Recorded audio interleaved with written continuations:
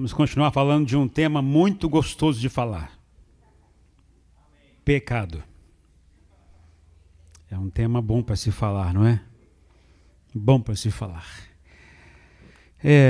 Mas antes de nós iniciarmos aqui essa segunda mensagem dessa série, que tem como um tema muito sugestivo, que são pecados religiosos, eu quero orar ao Senhor. Quero pedir que você feche os seus olhos mais uma vez. Vamos ter uma palavra de oração. Feche os seus olhos e tenha o seu coração em Deus nessa hora. Senhor, esta noite nós queremos parar tudo para ouvir exclusivamente a sua voz. Tu és o nosso pastor e queremos que nada nos faltará se tivermos em Ti, Senhor.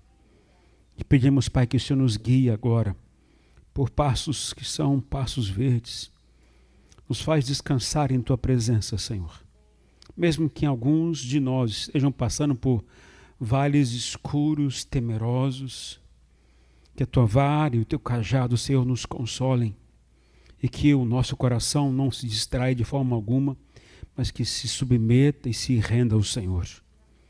Fala com a gente, Pai. Corrige o que precisa ser corrigido. Restaura o que está quebrado em nossas vidas. Nos atrai de volta para o centro da Tua vontade e da Tua palavra. Sabemos que Tu és bom, Tu és fiel, Tu és suficiente. E é só por isso que estamos aqui. Nos abençoa e fala conosco. Eu oro em nome de Jesus. Amém e amém.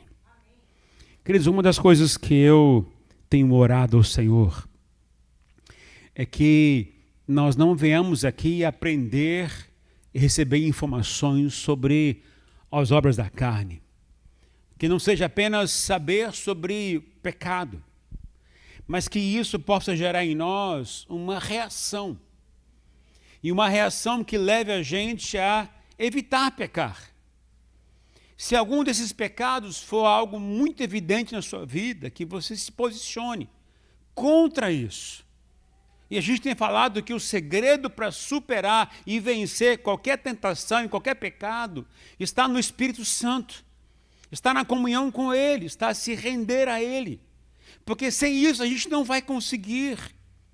A mensagem de hoje, ela é forte porque toca em coisas, em áreas que são muito peculiares na nossa própria vida.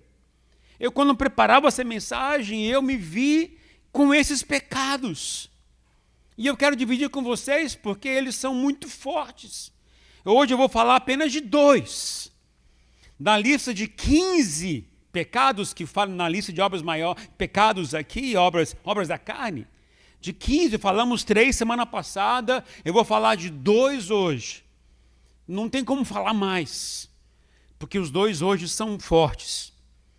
Diz o texto de Gálatas 5:19, as obras da carne são manifestas: imoralidade sexual, impureza, lascívia, é o que falamos semana passada, e as de hoje são idolatria e feitiçaria. Vamos lá.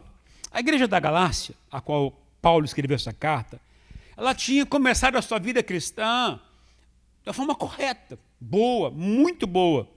Eles creram em Jesus, eles foram cheios do Espírito Santo, eles aprenderam a caminhar com fé, seguindo as orientações que os apóstolos tinham ensinado.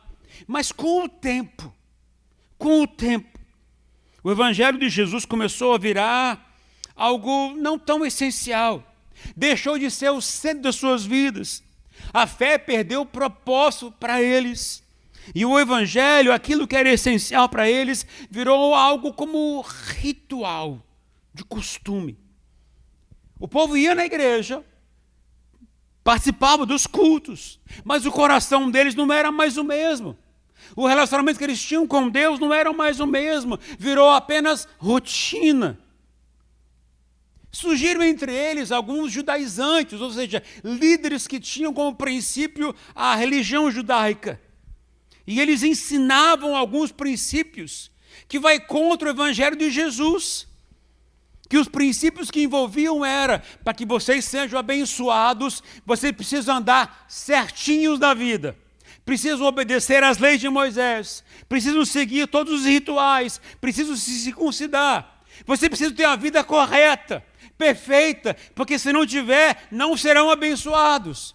E esse povo que se converteu, que entendeu o evangelho da graça, que entendeu o que era a cruz de Jesus, que entendeu como era a vida com Deus, agora estava sendo influenciado por essa instrução de um povo que estava entendendo a vida com Deus de forma diferente. E a gente precisa perceber que isso acontece hoje em dia também. Hoje as pessoas ensinam, falam coisas na internet e o povo ouve e pensa que aquilo é de Deus. Acredita que se fizer aquilo, vai receber isso da parte de Deus, mas não funciona assim com o Senhor. E Paulo escreve essa carta para essa igreja, ou para essas igrejas, que é uma região da Galácia, para corrigir essas coisas que estavam na mente deles, para dizer que essas pessoas estão livres em Cristo Jesus, que não depende mais desses rituais, dessas regras, para poder viver vida com o Senhor. Agora, sendo bem honestos com a gente, essa palavra também é para nós hoje em dia. Porque muitas vezes agimos da mesma forma. Achamos que para recebermos a bênção do Senhor, para sermos alcançados pelo amor, pela graça de Deus, nós precisamos fazer algo para merecer. Achamos que tudo depende do que a gente está fazendo. E não mais da graça, e não mais do amor do Senhor, e não mais do perdão de Deus. Tudo depende da gente. E nesse contexto, Paulo escreve uma das frases mais importantes: as obras da carne são manifestas. São manifestas. Paulo está dizendo o seguinte, que tem atitudes que parecem boas, parecem normais, parecem até religiosas, mas revelam um coração que já se desconectou do Espírito Santo. Não é à toa que Paulo menciona nessa carta a palavra Espírito Santo, ou Espírito, mais de 13 vezes. Tamanha preocupação dele, do povo, não se desconectar com Deus, não se desconectar do Espírito Santo, entender que Ele é o segredo para a gente viver a vida em liberdade, como o Senhor espera para a gente. E quando ele fala sobre obras da carne, não está falando de pecados escandalosos, ele está falando de tudo aquilo que nasce quando a gente para de confiar na graça de Deus, quando se desconecta com o Espírito Santo e começa a viver do nosso jeito, do nosso controle. Então, e dentre essas 15 obras da carne, hoje eu vou trabalhar baseado praticamente em 2 deles somente: idolatria e feitiçaria. Vamos lá. Idolatria. O que é idolatria? No grego é a palavra eidololatria. Eidololatria. É tudo aquilo que toma o lugar de Deus em nosso coração. E a pergunta, quando eu penso nisso, é: quem está sentado no trono do seu coração? Quem está sentado no trono do seu coração? Paulo não está escrevendo, gente, para quem é descrente, para quem é pagão. Está escrevendo para a gente que é crente, que começou a vida na graça de Deus, que tinha tido experiências fortes com o Espírito Santo, mas que agora estava misturando a vida com Deus com uma religião, com algo meio que automático. Naquela época, a idolatria era algo normal na cidade, em todo o império. Haviam deuses esparramados em tudo que é lugar. É o Deus do dinheiro, tinha uma imagem. Deus dos prazeres, tinha outra imagem. Deus para a família, tinha outra imagem. Deus do prazer, tinha outra imagem. Deus para a saúde, tinha outra imagem. A cidade era permeada de estátuas, cheia de deuses. E as pessoas passavam e cultuavam e adoravam essas imagens. E muitas dessas pessoas que praticavam isso haviam se convertido e agora estavam na igreja. Viviam na igreja. E Paulo deixa claro algo muito sério. A idolatria não é só se curvar diante de uma imagem. É quando o coração se curva diante de qualquer coisa que substitui Deus. Ou seja, ele aprofunda a ideia. É tudo aquilo que ocupa o lugar de Deus no seu coração. Guarde uma coisa, queridos. Idolatria hoje é quando algo ou alguém se torna mais importante para você do que a presença de Deus. É quando você ama mais, confia mais, tem mais medo de perder aquilo do que se afastar da presença de Deus. Tudo bem? Posso continuar? Tudo em ordem? Vamos citar agora 3 exemplos práticos que eu quero trazer para nós hoje, de que a gente muitas vezes é idólatra. Os irmãos estão aqui ainda? O silêncio assim para sobre a igreja. Vamos lá. O primeiro, não vou dizer o mais forte, mas de grande impacto. Primeiro exemplo de idolatria em nossas vidas. Quando o celular vem antes de Deus.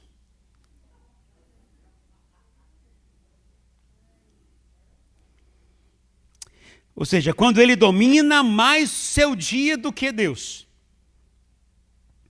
Alguns até largaram o celular de fora. Assim. Quem é daqueles que acorda e já põe a mão no celular primeiro?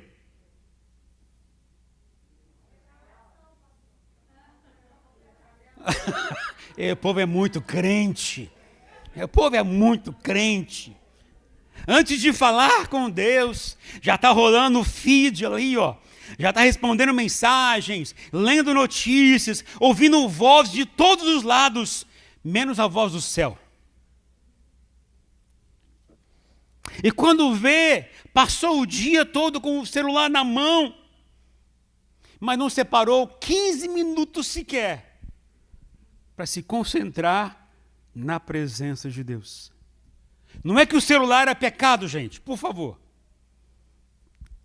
Mas quando ele toma o seu tempo, a sua atenção, a sua energia e o seu coração, ele deixou de ser uma ferramenta e virou trono na sua vida.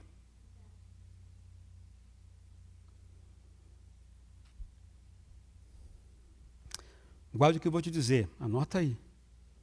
Idolatria aqui é dar mais prioridade à conexão com o mundo do que comunhão com Deus.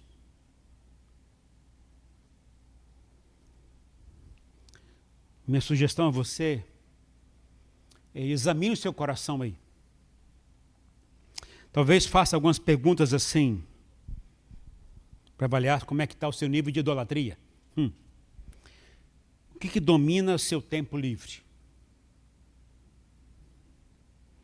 O que você consulta primeiro em momentos difíceis?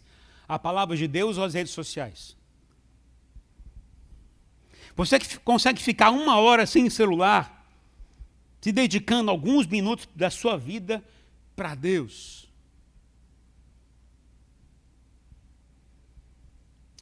Eu vou dizer aqui, mas se você não sentir a vontade de fazer, não precisa fazer não, mas diga para o seu irmão do seu lado, diga o seguinte: pare de ser idólatra. Se você não quiser dizer, não precisa dizer. Mas não seja um idólatra. Segundo exemplo, posso continuar? Está tranquilo o celular? Está de boa? Vou chamar idólatras aqui na frente hoje. Segundo, quando tudo é sobre você.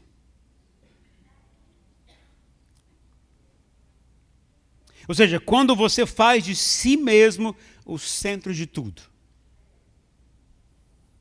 Vivemos num tempo em que tudo gira em torno de autoimagem, autoestima, autocuidado, autopreservação. É tudo assim. E sem perceber, você começa a tomar decisões, por mais difíceis que possam aparecer, aquelas decisões que são fortíssimas para você, elas são o seguinte, elas são com base no que faz você sentir-se bem. No que protege a sua imagem, no que protege os seus sentimentos, do que te evita dor.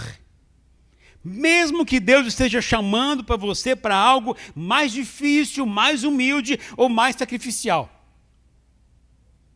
A gente quer se sentir bem, a gente quer se sentir confortável, a gente quer se sentir feliz, sem problema algum, sem nada. Mas quem disse que a vida é assim, quem disse que a vida com Deus é assim? O eu virou o nosso Deus. Você só obedece quando convém.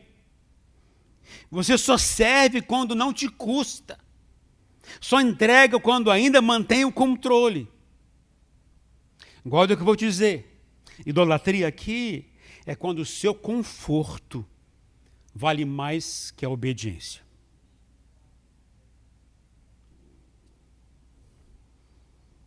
Examine seu coração da seguinte maneira. Algumas perguntas que podem te ajudar. Quantas decisões você tem tomado perguntando o que Deus quer? E não apenas o que é melhor para mim?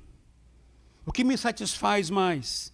O que combina com as minhas expectativas? Porque a vontade de Deus, gente, nem sempre é o caminho mais confortável, mas é sempre o caminho certo a seguir. Então vamos lá. Diga para o seu irmão. Pare de ser idólatra.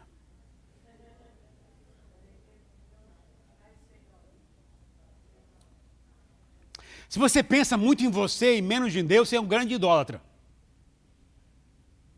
Se você está pensando apenas em satisfazer a sua vontade, você é um grande idólatra. Se conta para você se sentir bem, você é um grande idólatra. Se o que mais vale para você é você sentir-se confortável, sentir-se tranquilo, você é um grande idólatra. Porque no caminho com Deus não funciona assim. O caminho com o Senhor é negue-se a si mesmo, estão entendendo? É tomar a sua cruz e seguir o Senhor Jesus. E isso não é ficar confortável. Isso não é ser confortável. É luta diária. É luta diária. E quando Paulo falou obras da carne, são manifestas, ou seja, são coisas que estão atrapalhando a sua vida. Aquela igreja da Galácia estava se perdendo porque estava misturando tudo. E um desses assuntos é a idolatria. Dessas 15 obras da carne, eu diria que a idolatria talvez seja a que resume em todas as 15. Porque nós somos grandes idólatras. Você é. Eu não, pastor. Mas você é. Quando você pensa somente em coisas que possam satisfazer você e não a obra de Deus, você é um grande idólatra. Porque aquele que é guiado pelo Espírito Santo pensa menos em si e mais no outro. Eu tenho que ser respeitado. Idólatra. A minha opinião tem que valer. Idólatra. Tudo que eu sei é o que tem que acontecer. Idólatra. Tudo que envolve orgulho é idolatria. E a gente precisa entender que Deus quer que a gente pare com isso. Só mais um, tá? Para não ficar tão pesado a mensagem de hoje. Terceiro exemplo.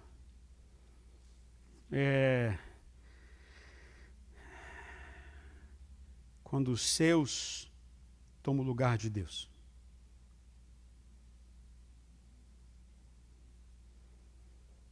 Ou seja, quando você ama tanto os seus, que acaba esquecendo de Deus. Família é ideia de Deus, é verdade. Filhos são bênção, verdade. Casamento é bênção, é verdade.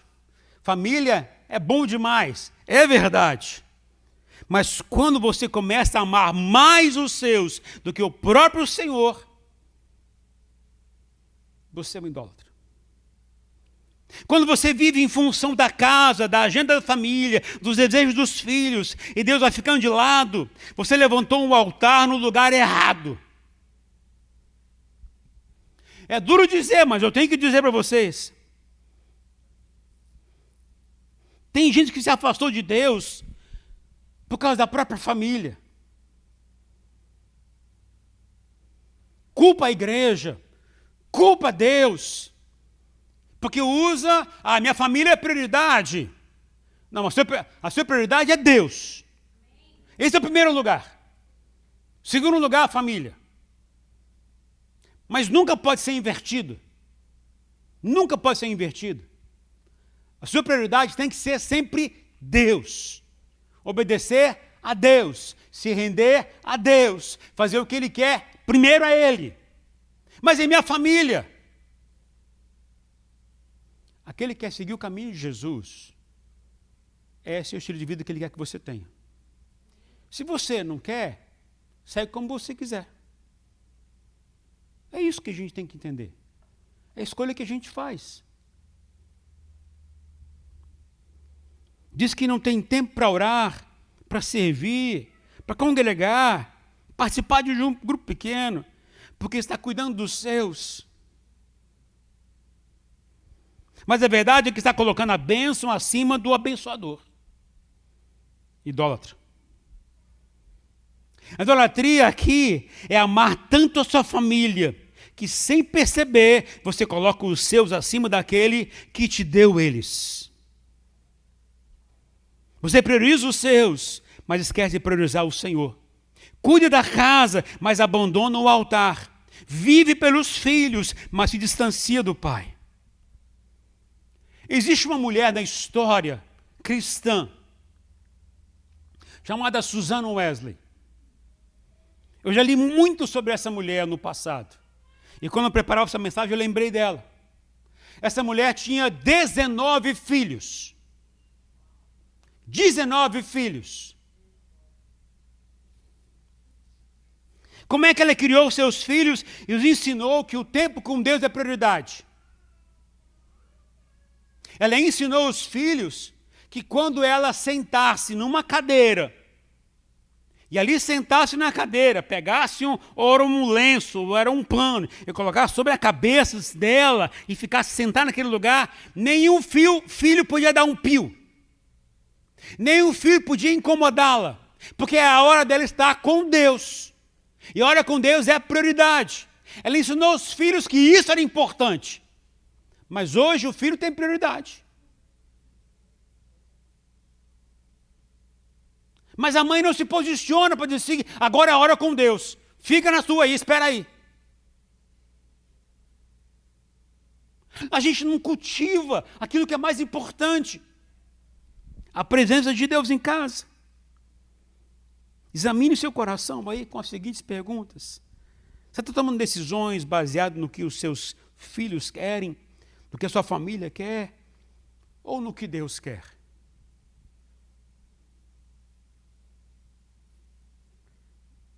Sem cutucar, já cutucando.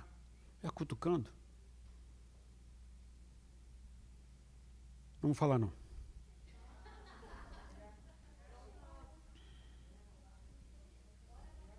A sua agenda tá legal?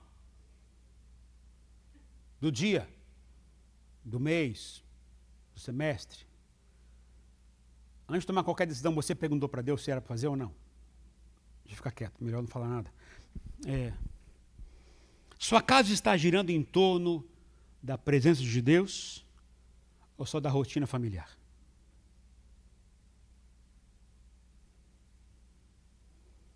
Uma pergunta que eu me fiz enquanto eu preparava essa palavra, eu perguntei para Deus: Senhor, é possível viver neste mundo sem idolatrar alguma coisa?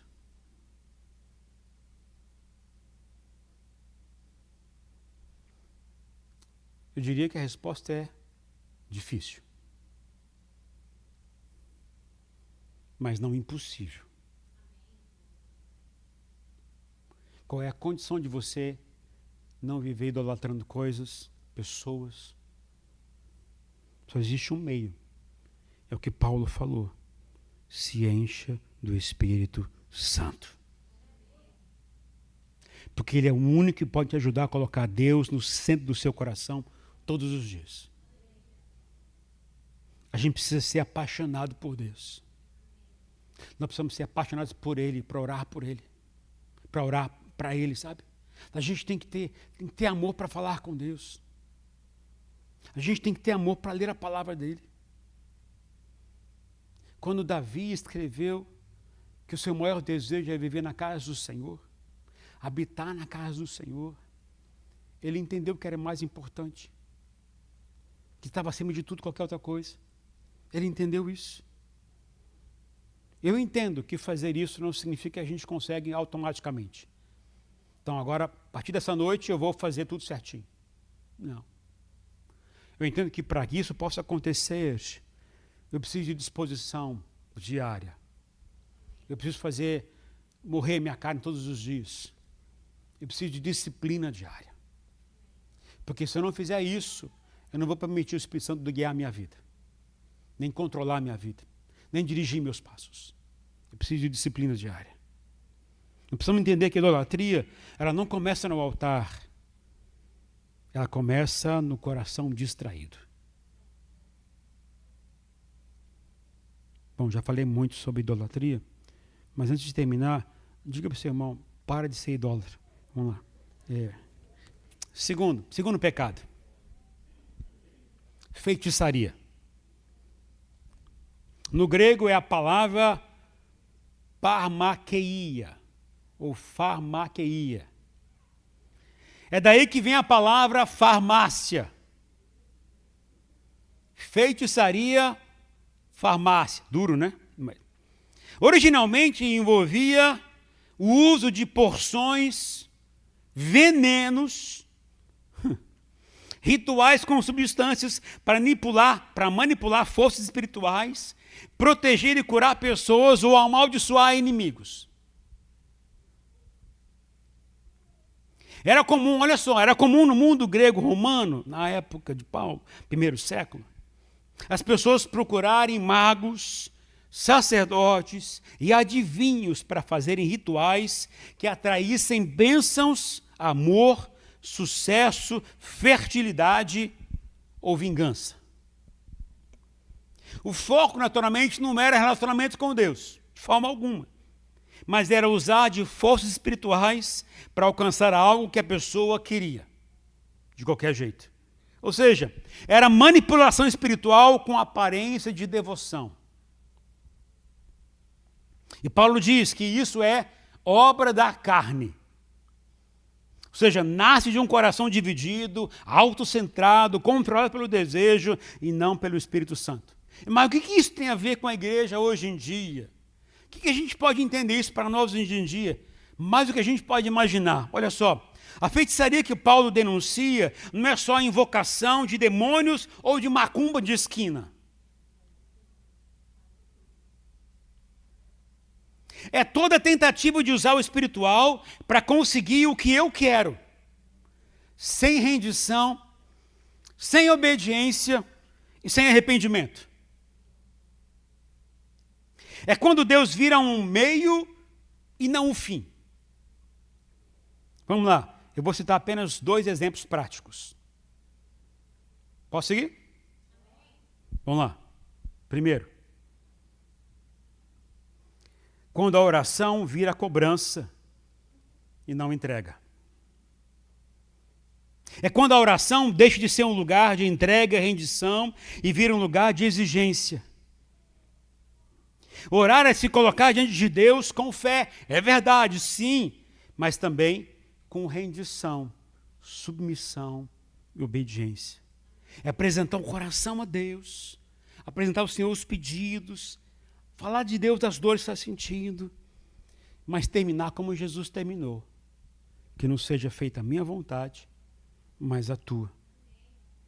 Mas quando a oração sai do lugar de entrega e entra no lugar de cobrança, ela deixa de ser adoração e vira pressão espiritual. É quando o tom do coração é mais ou menos assim. Eu orei certo. Eu fiz campanhas. Jejuei 7 dias. Orei 30 dias de madrugada. Agora Deus tem que fazer. Deus tem que responder. Nessa hora, a oração deixa de ser relacionamento e vira negociação. O centro já não é mais Deus. O centro é você. É o que você quer. É o que você acha que merece. Isso é feitiçaria. No mundo antigo, a feitiçaria funcionava assim. Se eu seguir o ritual certo, usar as palavras certas, fazer o sacrifício certo, a força espiritual vai me obedecer.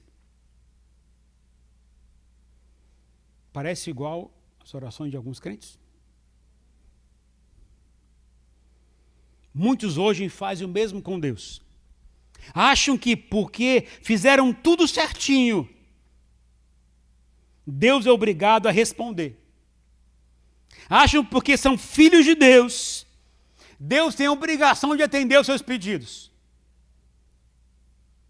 E se Ele não responder, ficam frustrados, bravos com Deus, como se o céu tivesse quebrado um contrato. Mas Deus não se dobra ao nosso esforço, às nossas campanhas de oração. Ele responde ao nosso coração rendido, submisso e obediente. A oração bíblica, ela é confiança, humildade. É dizer, Senhor, eu confio que Tu sabes o que é melhor. E mesmo que não faça como eu pedi, eu continuo Te adorando e Te servindo. Feitiçaria é uma pressão disfarçada de fé.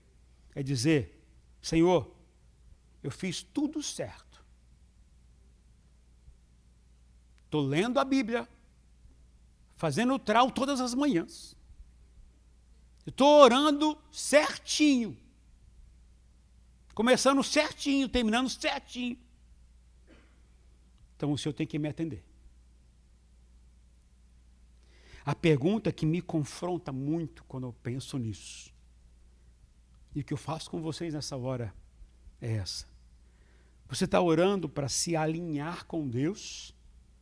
Ou está orando para tentar fazer Deus se alinhar com você?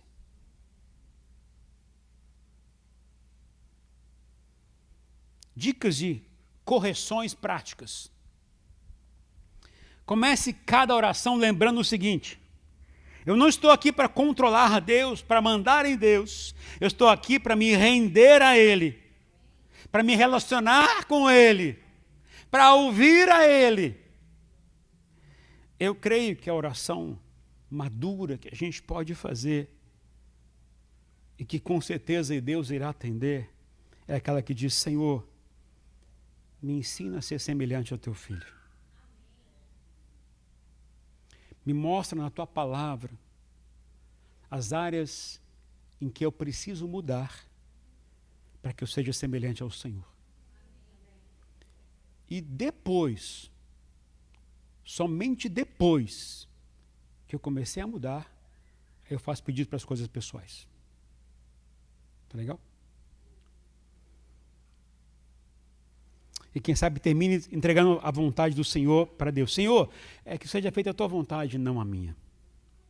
Confiar mais no caráter de Deus do que nas suas campanhas de oração espirituais. Não sou contra a campanha de oração, mas eu quero te alertar que a campanha de oração não é negociação. Orar não é negociar com Deus. Orar é se relacionar com Ele. Orar é se render a Ele. É dizer, Senhor, faça a Tua vontade. É dizer, Senhor, está difícil, não estou aguentando. Esses dias, eu falei assim, eu fui pesquisar lá no ChatGPT. Minha pesquisa foi o seguinte, eu falei assim, me fale como se fosse Deus me respondendo. Eu fui ousado na pergunta ali, né? Eu não sei quem me respondeu, tá? Mas eu fiz a pergunta para ele. Me responda como se fosse Deus. E a pergunta foi assim, como é que eu posso acreditar no Senhor se o Senhor não responde minha oração? Ou como é que eu consigo viver minha vida? Eu sou seu filho, faço tudo certinho que o Senhor manda fazer. Eu vou aos GPs, participo do TRAU, faço tudo certinho. Por que você não atende minha oração? Sabe como é que ele me respondeu? Simples. Se eu fosse Deus, é muita ousadia responder assim, mas se eu fosse Deus, eu vou te dizer uma coisa. Você é uma pessoa que tem fé, porque está me procurando ainda. Mas abaixa a bola e deixa que eu vou guiar você. Ele me mostrou que eu preciso depender mais de Deus, confiar mais em Deus, do que confiar em mim.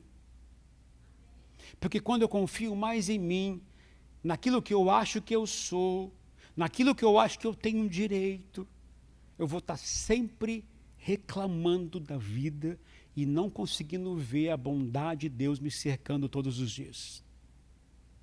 Agora, quando eu olho para Deus e vejo como Ele é bom, mesmo que Ele não responda às minhas orações, mesmo que não mude as minhas circunstâncias, mesmo que não me satisfaça, mesmo que não atenda às minhas expectativas, se eu continuar a fazer o que Deus mandou fazer, é o que Ele quer que eu faça.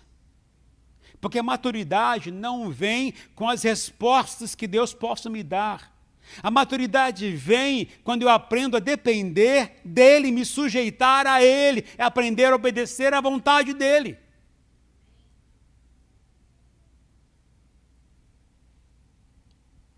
Feitiçaria. Segundo exemplo. Ixi, já tem 3 minutos. Quando a oferta vira troca, não adoração. Isso é, quando damos oferta, esperamos retorno imediato, como se fosse uma troca. Uma oferta, no plano de Deus, é um ato de adoração. É uma expressão de obediência, de gratidão, de honra ao Senhor, nunca de manipulação.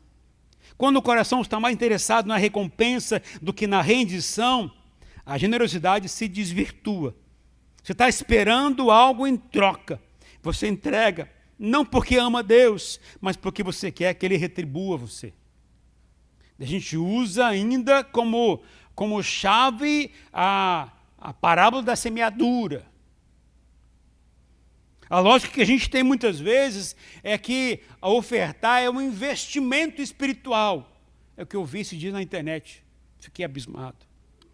Se eu plantar hoje, receberei em 7 dias o dobro. Se eu der 100, eu vou colher 1000. Se eu colocar no envelope da bênção,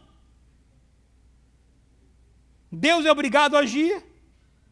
Aonde tem isso na Bíblia, gente? A oferta deixa de ser honra e vira estratégia. Quem faz isso é feiticeiro. A motivação com que você oferta não é mais o reino de Deus. É o retorno pessoal. Isso é barganha. Isso é negociação. Não é fé. É feitiçaria. Paulo deixa claro que isso é obra da carne. Sabe por quê? Porque nasce do ego. No fundo, é a mesma lógica da feitiçaria. Se eu fizer o ritual certo, Deus vai me dar o que eu quero. Examine o seu coração, talvez com as seguintes perguntas. Quando você oferta e dizima, o que você espera em troca? Você ficaria frustrado se Deus não respondesse com bênçãos materiais? Você está dando por gratidão, por amor, ou por estratégia, ou por interesse? Talvez uma sugestão para você: não ser um feiticeiro. É você praticar ofertas silenciosas, sem esperar reconhecimento nem retorno, somente porque você ama e você adora o Senhor. Feitiçaria é usar o espiritual para tentar controlar o retorno, o resultado. É quando a gente quer o poder de Deus, mas não quer a vontade de Deus. É quando até que eu oro, jejuo, até dou, mas no fundo, o centro ainda sou eu. E Deus se torna não só um meio para alcançar o que eu quero, mas é tudo que eu quero que Deus me dê. Te convido a ficar em pé, por favor, o louvor já pode vir, já estou no meu tempo. Talvez você seja daquelas pessoas hoje que estão vivendo assim. Eu tenho orado muito, chorado muito, tenho cansado de esperar, tenho tentado crer, mesmo que eu não sinta mais, tenho perdido as forças, tenho questionado Deus, perguntado, cadê o Senhor nessas horas? Porque o Senhor não atende as minhas orações, porque o Senhor não responde às minhas orações. Paulo não está apontando o dedo para ninguém quando diz as obras da carne, a idolatria e a feitiçaria, mas está dizendo a você, meu filho, minha filha, voltem para a cruz de Cristo. Voltem para o evangelho real de Jesus. Voltem para o lugar onde a fé era simples, onde Jesus era tudo, onde você chorava porque sabia que não tinha nada, mas tinha Ele. E isto é suficiente. Isso é suficiente. Ouvir palavras que possam falar sobre obras da carne. Talvez o entendimento de que a gente tem errado com coisas pequenas ou coisas grandes. Às vezes pode nos afugentar, nos entristecer e entristecer Deus. Mas com certeza existe uma chance para restauração, para recomeço, para arrumar isso na sua vida. Eu apenas citei 3 exemplos de que a gente pode estar idolatrando. Citei apenas 2 exemplos de que a gente pode estar agindo como com feitiçaria. E poderia citar muito mais coisas. Mas o ponto para mim é que a gente tenha consciência de que isso é um mal que tem acometido crentes em Jesus, que tem desviado crentes, que tem esfriado a fé de crentes, que tem afastado crentes da presença de Deus, tem destruído lares, porque tem trazido deuses para casa, ou tem colocado a família como deuses, e Deus não quer que você faça isso de forma alguma. Deus quer ser o centro da sua vida, Deus quer ser o Senhor da sua história, Ele quer sentar no trono do seu coração, não para impor coisas, não para limitar vocês, mas para te mostrar o caminho que você tem que caminhar, que você tem que andar. O segredo não está naquilo que você conhece, mas na dependência dEle como Senhor da sua própria vida. Quem tem que mandar em você não é você, é Ele. Quem é crente em Jesus precisa entender que agora existe um dono sobre você. E esse dono não é mais você, não são mais seus desejos, os seus sonhos. Isso não pode ser mais importante. O mais importante tem que ser Jesus. Ele é suficiente para ajudar você em tudo que você precisa. Ele pode não dar o que você quer, do jeito que você quer, mas Ele vai te dar o melhor para você, porque Ele é Senhor. Ele sabe do seu hoje, do seu ontem, do seu amanhã. Ele sabe o que é melhor para você. Então se submeta a Ele. Volte o seu coração para Ele. E não viva nas obras da carne. Não viva praticando isso. Essas obras da carne, a gente fala, eu não acho que eu não tenho isso. Será que não tem? Será que não tem? Peço para que o Espírito Santo possa mostrar a você. E quando Ele mostrar, eu te peço, por favor, Dê um basta nisso. Se posicione contra isso. E viva aquilo que Deus quer para você. Em nome do Senhor Jesus.